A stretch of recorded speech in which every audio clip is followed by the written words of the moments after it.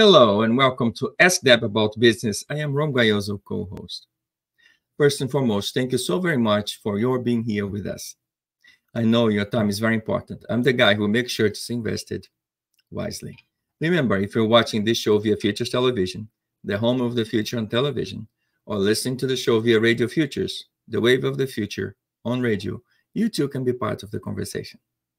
You can also access this information on our website, and that is www.futurestelevision.com, and on Deb's channel on www.futuresnetwork.tv. So don't be shy. Today, our topic is Ancient Teachings for Modern Branding, using the ancient teachings of yoga and the 7 chakras to create emotional brands. We're delighted to introduce Shirley Desai, a renowned expert in leveraging the profound wisdom of the 7 chakras to foster deeper emotional connections and personal transformation. With a wealth of experience and insight, Shirley brings a unique perspective to the intersection of spirituality and emotional well-being. Through her innovative approach, she has empowered many individuals to unlock their full potential, cultivate resilience, and forge more meaningful connections in both their personal and professional lives. Well, there's a lot to talk about on this topic, but worry no more. Now, you have someone to talk to. So let me say a few words about the show. The show is broadcast every other Thursday at 11 a.m. Central Time, where I join Deb Dietz to discuss a variety of business topics. So no matter what your venture is, you will certainly have questions. So before we get started, let me say a few words about Deb. Deb has a long and distinguished career as a coach, mentor, and through her awesome training programs at SMB Digital Education, she has enabled many entrepreneurs to follow their dreams. And that's exactly what I like about her. Her ability to deliver practical advice to help you solve real problems. Well, if you have a business question, let's ask Deb. Well, without further ado, let's welcome the star of the show, Deb Dietz. Hi, Deb. How are you doing today? Hey, Ram. It's so great to see you. How are you doing? Wonderful. It's a beautiful day here and hopefully a beautiful day in Chicago as well. It is. And it's good to see you as always. And I wanted to welcome everybody to the show. Our show focuses on emerging trends, challenges, and opportunities that face small to mid-sized businesses. So business owners, business leadership, and business professionals. And we invite subject matter experts on our show, experts on those topics. And so my promise to you today is that by the end of our time together, you'll have at least one key takeaway that you can then implement and make your own for yourself or for your business. So our show is all about practical advice, tips, tools, practical guidance that can help you implement some of these great ideas that our speakers will share with you today. And today I'm really excited because Shirley Desai is with us, and she's got a really unique take on decision making using the 7 chakras. So I'm really looking forward to having that conversation with her. So this is going to be fun. So before we get started, let me say a few words about Shirley. Shirley Desai is an innovative marketing and brand consultant and an avid participant in the arts, a writer, filmmaker, and a musician. She is the author of 7 Connections to Happiness and Harmony, Decision-Making Made Easy with Yoga's 7 Chakras. She has taken the yogic chakra framework and applied it to an innovative way of creating emotional connections to companies' brands and marketing strategies. Shirley is an accomplished violinist and has been a member of the Peninsula Symphony, a San Francisco Bay Area local orchestra, and she holds an MBA from Indiana University. Well, without further ado, let's welcome Shirley to the show. How are you doing today, Shirley? Hey, Shirley. Hello. Welcome. We're so happy to have you with us today to share your expertise about the 7 chakras. The way that I love to start the show is by asking our guests to introduce themselves and share their story with us, because it's the personal stories that we can all relate to. And so you are quite an accomplished lady, and would love to have you share with us how you became an author, a filmmaker, a musician, a marketing and branding expert. You have a lot of expertise in a lot of areas. So take us back. How did you get here? Well, it was actually a windy path, actually. Being an author is something that happened when I was very young. I spent my summers in India with my grandparents, and I was really impacted by being in a different culture and some of the poverty in India. And I started writing stories about that. I wish I still had those stories. I've lost them. But what stayed with me was a spark of wanting to be an author or a writer. I went through schooling and I pursued a traditional career. I studied computer information systems from Indiana University.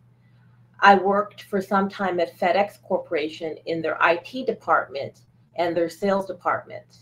In the sales department, I was an analyst and I developed some advanced Excel-based tools for decision making. And the company really appreciated my work. After being at FedEx for a few years, I decided to get my MBA from Indiana University again. Go Hoosiers. And I started my MBA there. And one thing happened that was very interesting. I went into the MBA thinking I'm going to work in technology as an IT person. And then I came out thinking I love marketing. And that became my passion, actually, to work in marketing. I was lucky. I ended up getting an internship with Intel and then a full-time offer with Intel to work in the corporate marketing department.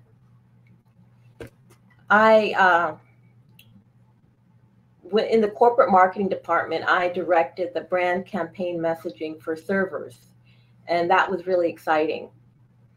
And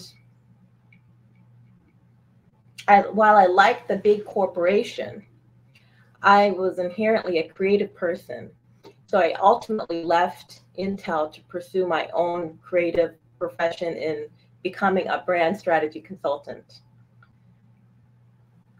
You know, this is interesting. It's our backgrounds are somewhat similar in that I also came from the corporate world in many different marketing roles myself. So I kind of feel, here I am, today, and we both are entrepreneurs and running our own businesses. But there's great experience that I think we both gained by working in a corporate environment, working for some of these large Fortune level organizations, right? Who are, I can so relate to what you're saying about, that being in that environment, but recognizing that, sometimes your creativity is stifled a bit because you are, in a corporate environment, and quite a difference it can make when you leave that environment and you launch your own firm or your own consultancy, which I did as well, very similar to you. And then you can sort of, and then you are free to have that, to be creative and to leverage all that experience. So, I commend you, and I certainly understand, how the path that you took to get here. And I love the fact that you've got all this expertise in marketing and branding. And so what do you think it was about being in that corporate environment in corporate America that kind of fueled the fire for you to write the book? So how did you come up with the connection between the applications of the chakras in decision making? Well, what ended up happening is I left Intel to pursue my own independent consulting career. And then while I was pursuing my independent career, I was looking for some model to help customers connect with their customers more emotionally. I really felt that the work we did at Intel was good, but it really focused on features and benefits, just the analytical aspects of the brand. Mm-hmm. And I felt like there needed to be something more, but how do you create emotion? It's a very elusive thing. It's very hard to pin down. And I wanted to find a framework to help me do that. So what ended up happening is I started researching frameworks. And then what happened is I also started getting migraine headaches, and I wanted to get some help and some relief from that. So I pursued alternative healing, Ayurveda, which is an ancient healing system in India. I pursued that. And then through Ayurveda, I had a wonderful practitioner, and she actually recommended an equally wonderful yoga instructor to create a yoga regimen that actually stimulated and balanced my chakras. I thought, chakras, this is really interesting. What is a chakra? I had no idea what a chakra was. And I started studying up on chakras. And simultaneously, I was looking and researching for marketing framework. And one fine day, an epiphany hit me that the model I was looking for in marketing was none other than the chakras. So that's how that came to be. Okay. Okay. So this is so interesting. So let's start. I think that's a great place to start, is for our audience, is having an understanding of what the chakras are. So take us through what they are, and why are you so fascinated by them? Yeah. The chakra system is an ancient physical, mental, and spiritual system that originated in India over 4,000 years ago. The term chakra stands for wheel or disc and is thought of as a spinning sphere of activity that receives, processes, and expresses human life force energies. The life force energy is the energy that sustains our life in our physical body. So understand these are 7 processing centers to help us feel different things in very simple terms. I was really fascinated by the chakras because it explained a lot of the way that we work as human beings. And I found that when I was saying earlier that it was very elusive, it's hard to pin down emotions, the chakras give you 7 whole levels of emotionality, and each chakra is unique on its own. So you have this whole span of energy that you can draw upon in creating a really good model. So I find it very fascinating, very profound, very powerful. Wow. So you titled your book, The 7 Connections to Happiness and Harmony. I love that. Decision Making Made Easy with Yoga's 7 Chakras. So can you help us understand the connection between the chakras and the philosophy of yoga? How does that fit? One thing, let me also explain each of the chakras, if that's okay. Sure. And that way this will tie in more easily. There's 7 major chakras, and the first chakra is at the root, and that's at the base of the spine, and that governs the feeling of safety and fear. Okay. So you're conscious of what makes you feel safe, and you're conscious of fear. Your second chakra, which is located below the navel, is focused on excitement, pleasure, change, sexual pleasure, sensory pleasure, all of that. The third chakra is in your solar plexus, in your stomach area, and that governs your ego in your sense of values of right versus wrong, good versus bad, etc. Okay. The fourth chakra is the heart chakra, and that governs, the heart and feelings that you have for one another. Love and branding, you can think of loyalty, all of that in the heart. And it also represents truth. So the inner truth that you know about something, what you know deep in your heart, that's also in the fourth chakra. The fifth chakra governs creativity and self-expression.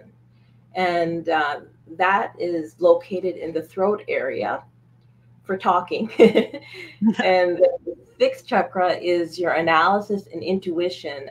We call it also the third eye chakra, so kind of in the center of your head. And all your analytical thinking happens there. Your intuitive insights happen there. You can see somebody when they get an idea, their eyes kind of open up, and there are 6 chakras stimulated. It's really cool. And then the 7th chakra is your vision and higher purpose and your spiritual connection. Now that is not open for most people in this world, the open crown chakra. But what is open is this desire to have meaning in life. So that's the role of the 7th chakra. So those are the 7 chakras. And you were wondering how, go ahead. No, I was just going to say, so how does that, the connection between the 7 chakras and the philosophy of yoga, how does that fit? Yeah, actually, the word yoga originates from the Sanskrit word yuj, which means to yoke or to unite. Yoga unites the individual consciousness we have with the universal consciousness, aiming to achieve a state of harmony between mind, body, and spirit. The concept of chakras is deeply intertwined with yoga philosophy. Chakras are energy centers within the body that influence physical, mental, and spiritual health. In yoga philosophy, the chakras are situated along the main channel, which is running along the spine. Yoga practices, including postures, breath control, and meditation, aim to balance these energy centers, promoting holistic health. Beyond physical health, the alignment and awakening of the chakras is viewed as crucial for spiritual growth and enlightenment in yoga philosophy. This is so interesting. You know, I'm not that familiar with yoga's philosophy, and I'm not that familiar with the 7 chakras, which is why I'm so happy that you're here today to help us kind of understand this. You know, both from a professional standpoint, which we'll talk more about in a minute, but also from a personal standpoint. And so I thank you for that. I think, you know, when you talked about the 7 chakras and, you know, kind of laid them out, starting with the first one, which is at the base, and the safety chakra, kind of makes me think a little bit about, you know, Maslow's hierarchy of needs, right? Yeah. Where, you know, sort of just suggests that people are motivated to fulfill certain needs in a hierarchical order, with basic needs taking precedence over higher needs. So in my mind, you know, is that a fair statement to say that the 7 chakras are sort of in alignment with the Maslow's hierarchy? How do you compare the 7 chakras with that model? That's a great question. The chakras are strikingly similar to Maslow's model. Okay. But my application of the chakras is different. And Maslow does have that pyramid of moving upwards, which is very similar. The categories are very similar to the chakras. But the chakras has a movement upward and downward, and it's energy. So you have 7 energy centers working simultaneously, not working in an upward pyramid form. So the difference there are differences, but what makes me really happy is that the chakras are 4,000 years old, and Maslow is 80 years old. The paper he written was, I think, in 1943 or 1923, 1943, I think, and so it stands the test of time, both contemporary thinking and ancient thinking. So I'm very happy about that. Okay, I like that. You're right. The old and the new, if you will, but there are synergies there. And you know, I know, and we're a show that talks about business and about trends in business and providing practical advice and guidance to business professionals. And so I'm really intrigued by, you know, your application of the 7 chakras as it relates to decision making and business in general. So because we're a show that provides this practical, you know, advice to business professionals, can you share with us some of the applications that the chakras have, you know, in business, in the workforce? Give us a sense of some of those actual applications. Right. Absolutely. I was really excited about the chakras, and what's really compelling is that it has such broad applicability into business life and to, you know, your personal decisions. In business, I would say one model that is interesting is to evaluate hiring decisions using the 7 chakras. A business can simply put on a whiteboard the 7 dimensions of a particular candidate that they wish to hire, and go through with their team and discuss, hey, what do you think of this chakra? What do you think of that chakra? And go up, and then you have a pretty comprehensive look at your candidate. On a personal level, a person can use a chakra framework to make decisions on whether to stay in a current job or whether to change jobs. and you do the same thing. You don't do it on a whiteboard in your office, but you do it on a napkin or something at a restaurant, and you write down your different chakras and how you feel about each chakra in relation to your job.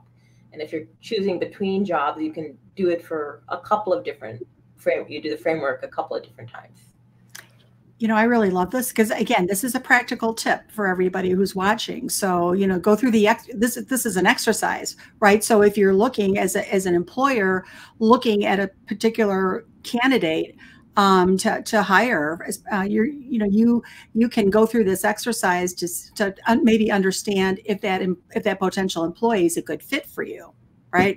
Right. And then similarly, if you're going through your own career decisions, or you're looking for a new opportunity, everybody I think is pretty familiar with, the pros and cons, right? Is this the right opportunity? What's good about it? What are the cons? But this is another maybe filter that they can go through for themselves personally to make sure that they're, what they're going into, the potential new role is really the right role for them. So again, I really appreciate that. This is a practical step people can take. They have to be, number one, mindful of, to use the chakras, what they are, their applications. But I think this is a great value add in making some of those hiring decisions or even your own career development decisions as well. So you talk a lot about your background and about using the chakras in, marketing and branding. And one of the things I loved is, the way you spoke about this in your book, where, you talk about, and I get this because I have a similar corporate background, about some of the decisions or the messaging around your brand or your value proposition can be somewhat stilted or analytical. It's features, benefits related versus driving an emotional connection with your targeted customer. So how should those of us who are responsible for marketing in our organizations, how do we use chakras in marketing to message more so that our messaging is more emotionally driven versus the analytical approach?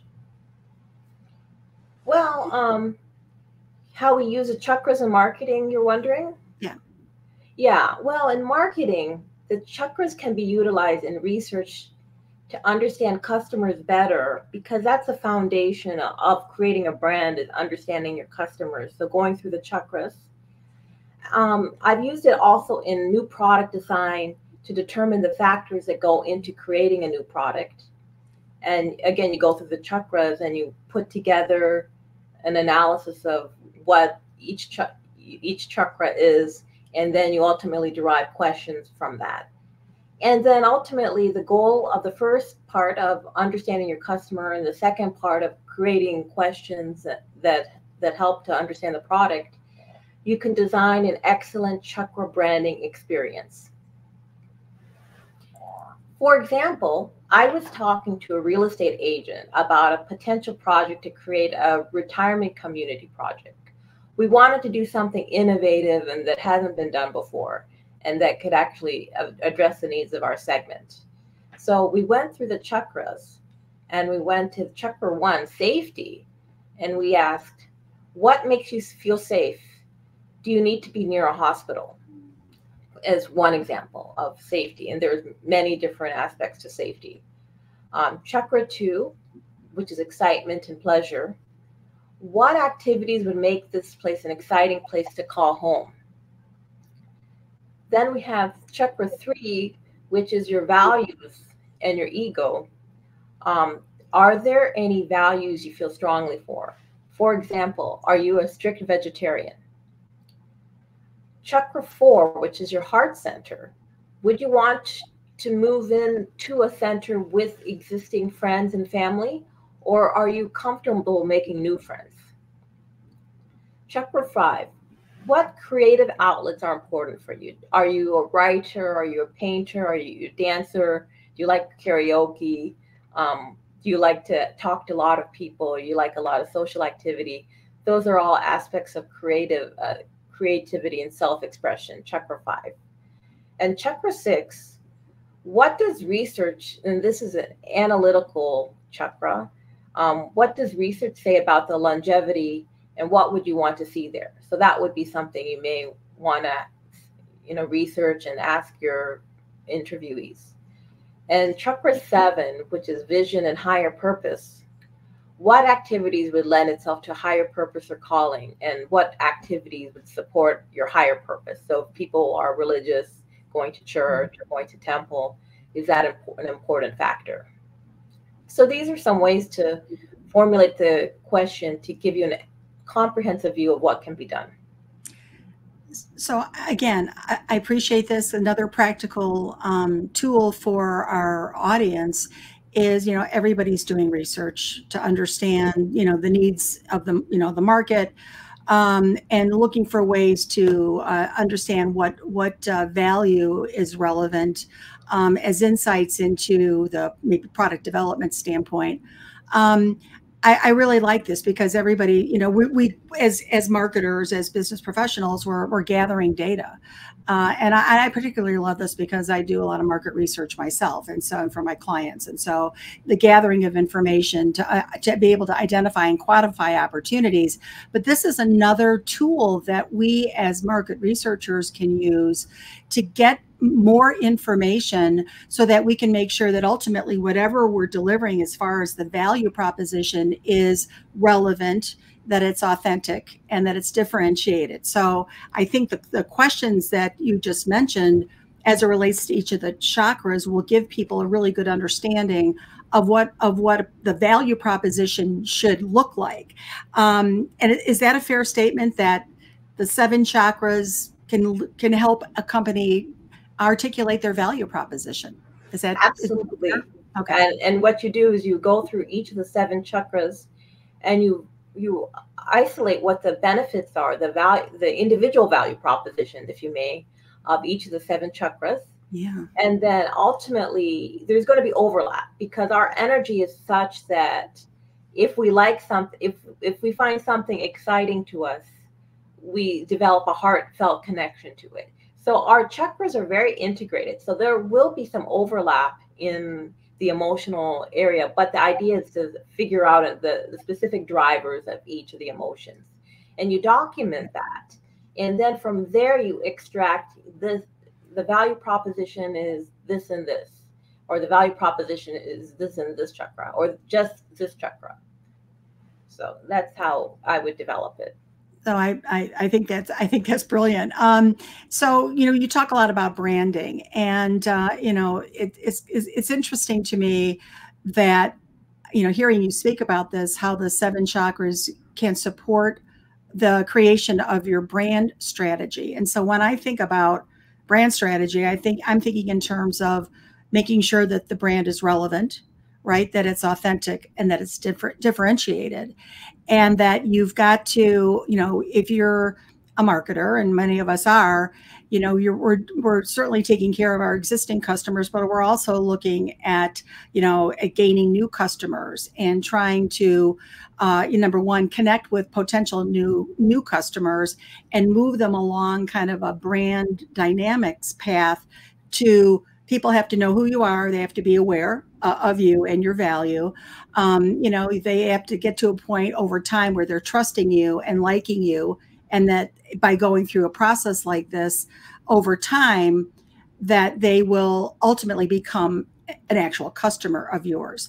So, I love the thinking of employing this model as it relates to putting together, what is your strategy to generate awareness about your brand? What is your strategy to, make sure that your brand is truly relevant, that it's providing the right value to these potential new customers, and that how you're differentiating yourself from your competitor, and why they should choose you over someone else. So I love this because I do a lot of work as it relates to value proposition, alignment with market needs and demand. But I think this is really another really important part of the process that people should implement when they're going through that work, that branding work.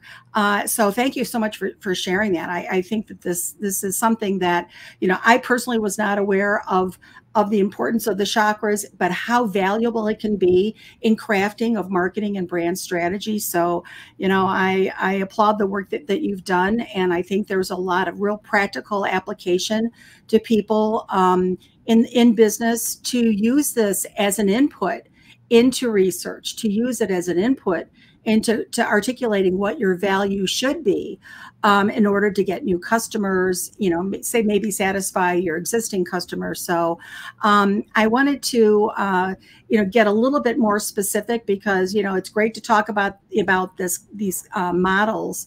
But I wanted to just ask you this question about, because in my work, I do a lot of work in strategic planning. So, you know, we're crafting, you know, certainly, you know, the financial objectives of the organization, the customer facing objectives, the internal operations facing objectives, and of course the employee objectives. So if I was working with a client and we were building their strategic plan,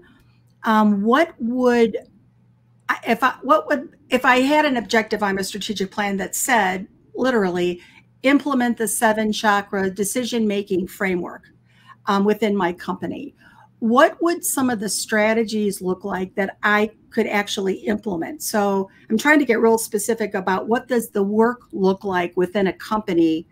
How do you actually make that actionable? I guess that's my question. Yeah. It's a good question. It's a tough question too. But quite simply, I feel that it's about mapping your decision on a whiteboard or a napkin and mapping all the chakra dimensions that influence a decision.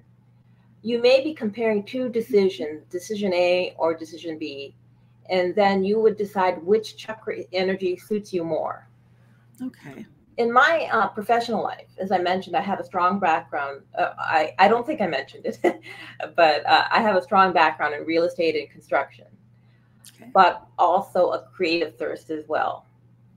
So I had to ask myself a question for the next few years. What do I want to do? Do I want to focus on my marketing strategy practice, my brand research practice? Or do I want to focus on doing real estate and construction? And while I have more familiarity in my root chakra for real estate and construction, so the first chakra, the root chakra, my heart chakra was calling me to focus on a consultancy that allowed me to apply the creativity, apply the chakras into marketing. So I ultimately decided to focus, you know, the next few years is on chakra consulting. I'm eating my own dog food, as they say, using the chakra model to determine if I focus on chakras. The way to measure chakras is to ask, and this is a very simple framework, and I designed it in such a way to be very simple, is to ask which chakras are stimulated and which are blocked. And in the case of construction, my root chakra was overstimulated because of its familiarity and safety. Okay. And it was something I already knew. However, my heart chakra won out. This is so interesting. So you could have competing chakras, right? So, you know, but I think, you know, the important thing is to be mindful of this. And I think going through, you know, maybe the internal dialogue so that you ultimately make the right decision. And I think this is I look at this as being maybe a way of filtering, you know, to help you make the right decision for yourself, but going through this process of exploration with this filter in mind. I almost think of this as that your model is a filter that you apply in looking at the different chakras themselves, and what are the ones that are, you know, maybe flowing freely and those that are maybe blocking you, but having that mindset and having that awareness so that you are ultimately making the right decision for yourself. So I think that this is I think this is really, really important for people to take into account and apply it and do the work and see the impact that it has, because I think it will ultimately help people make better decisions. When we talk about this a lot in the business context, when it comes to planning and value proposition creation and branding, but I'm getting that this also helps you make better personal decisions as well. So you can apply this both, kind of at work and at home. Is that fair? Yeah, actually, what happened with my journey in writing this book was I originally set out to find a marketing framework, and I was going to develop a book around the marketing framework. Okay. But what ultimately happened is I fell in love with the chakra system. I found it to be so profound and useful that I wanted to stretch it beyond business. So I created a book that works really well if you're a business person to read it, but also works in such a way that if you're if someone interested in self-help, that this would be very helpful too. So it was written in such a way to be very broad. But actually the 7 chakras can help someone in something as important as selecting a life partner. I can go through the model. If you talk about chakra 1, safety, you can ask yourself, if you're a woman and you're looking on some dating apps and you see somebody, or if you're dating someone for a long time, you can ask yourself the question, is this a safe person? Do I know of this person, or is he a stranger? Is he somebody who can give me stability in my life, financial or otherwise? Is he someone who is known in the community? And you can continue to ask questions along this line to see if this person is a safe choice. So that's the first chakra. The second chakra is excitement and pleasure. So the question is, are you attracted to this person? Do you have the right chemistry with this person? Are you compatible physically? So that's the second chakra. The third chakra is values. Do I share the same values that this prospective partner has? And if you're politically inclined, do we agree politically, religiously, and other ways that are important to you? So that's the third chakra. The fourth chakra is the heart. How do I actually feel about this person? Sometimes we don't ask the most basic question, right? Do I love or like this person? What does my heart tell me about this relationship? The fifth chakra is about creativity and self-expression. Can I express myself fully in this relationship? Does this partner understand my sense of humor? So that's very important. Creativity is about how you express yourself and in communication and as well in dressing or anything creative that you want to do. And does this partner help facilitate you being yourself, your whole self? The sixth chakra is analysis and intuition. And you may ask, does my prospective partner analytical? Does he see things and analyze things in a way that's compatible with the way I look at the world? And then you have the seventh chakra, which is vision and higher purpose. And the question is, do we share a common vision of the world? And do we share common higher purpose? Now, in relationships, it's probably not that easy to line on all of the chakras. There's some give and take. But once you analyze a profile, then you can know deep within which chakras are the most important to you. And then you can make a calculated decision. I'm fascinated by this. I think that there's so much power here, both professionally and personally, that people are not familiar with chakras. I know I was not until I met you and read your book, but I can see the power of it, of applying the model both at work and at home, if you will, can have a great impact on somebody's life. So thank you so much for sharing that. Another topic that you bring up in the book is the concept of mountaintop thinking. And so explain for our audience what that is and why is it so important? Yeah, mountaintop thinking is a metaphor that I talk about a lot in my book. And it's the idea of standing, a form of consciousness, actually, where you are standing on top of a mountain and you're looking all around you, sideways, up, down, just all around. And you have a perspective of the world. And then from that vantage point, you can make really good decisions. So we all don't have mountaintops, especially in flat Chicago. Exactly. But what we have are the 7 chakras. And so we should actually take a step back and observe all of our chakras and all of our energy, and then make a strategic decision on what we want to do and how to move forward.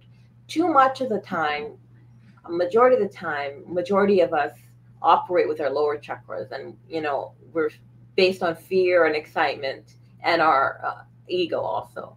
And the idea is to look at all of the chakras and then make a really good decision.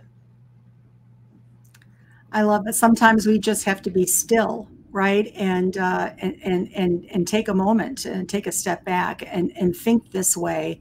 You're standing on the mountaintop, maybe, some of the noise, you've eliminated some of the noise, and you can be quiet and still and think about the chakras and how they apply to whatever decision you're trying to make.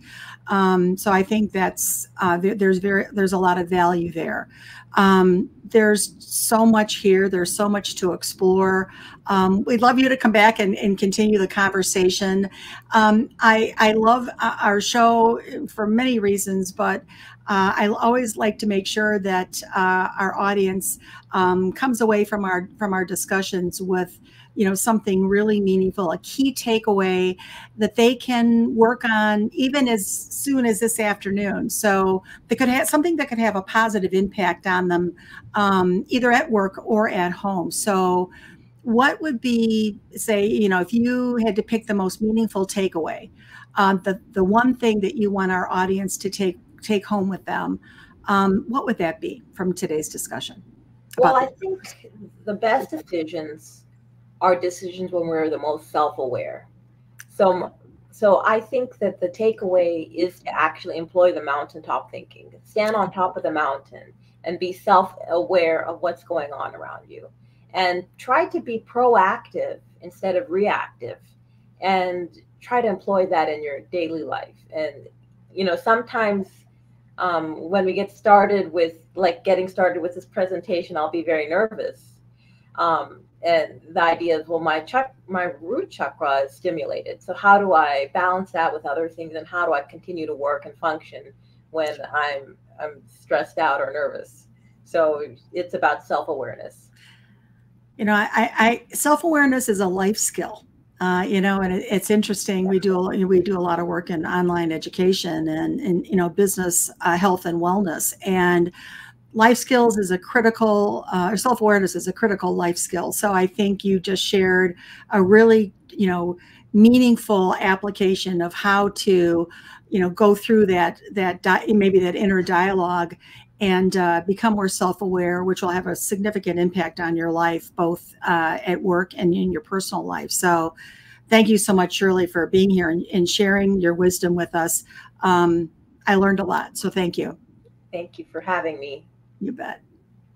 Well, Deb and Shirley, this has been such a great conversation. So thank you both very, very much.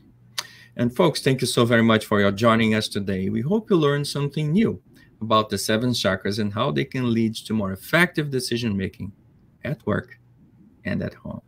Please share your comments with us and let us know what your key takeaway from today's show really was. Well, Shirley, I can't let you go without asking a question. Well, actually 2 questions. Number 1, is there a segue to the book? What are you working on? Oh, well, what I'm doing with the book is I'm developing some modules that will be promoted through your network. And I'm pursuing some clients to do some chakra marketing brand work with. And then I'm also a filmmaker working on my first film. So that's keeping me very busy. That's wonderful. And like before, I'm going to jump in here too and let everybody know that Shirley is also speaking at our upcoming conference, which is on April 22nd through the 25th. She's speaking on the 7 chakras about decision making. So please don't miss her presentation. That'll be wonderful. And Shirley, how can we get a hold of you? I think LinkedIn is the best way. I have a website, shirleydesai.com, but LinkedIn may be the best way. Perfect. Wonderful. Okay, so again, thank you so much, folks. Thank you, Shirley. Yeah. So, folks, I want to invite everyone to register for our upcoming free entrepreneurial business conference, VC APAX, which is going to run from April 22nd to the 25th. Join us for 4 days. Attendees from around the world and 80+ speakers on many, many business, health, and wellness topics. Shirley will be speaking on Monday afternoon, April 22nd. So don't miss her presentation. Visit us at vcapax.vfairs.com to secure your free spot. You can also register for the full-day SMB Digital Education's Academy Masterclass on Friday, April 26th, where we're going to have 4 2-hour masterclasses on AI tools, quick signals, managing uncertainty, scenario planning, and business intelligence-driven planning. I will provide the scenario planning training that day, and Deb is training on BI-driven planning. We will also be hosting other masterclasses in the near future on topics such as customer experience, competitive intelligence, and many, many, many more. You can register on Eventbrite. Just look for the Academy at VC APAX Conference. And visit us at www.futuresnetwork.tv and subscribe to watch all of our educational videos from experts in business, health, and wellness. And check out our new channel, Films and Entertainment. Lots of great music and films from cultures around the world. Okay, folks, it's time for us to start saying our thank yous. So again, Shirley and Deb, thank you so much for the talk today. And folks, thank you so very much for being here with Deb, Shirley, and me. Remember, if you're watching this show on Futures Television, listening to it on Radio Futures, or listening to it as a podcast or as a recorded event in one of the social media platforms, you too can be part of the conversation. I hope to see you again next time on Ask Deb About Business. I will leave you with our institutional message. See you soon.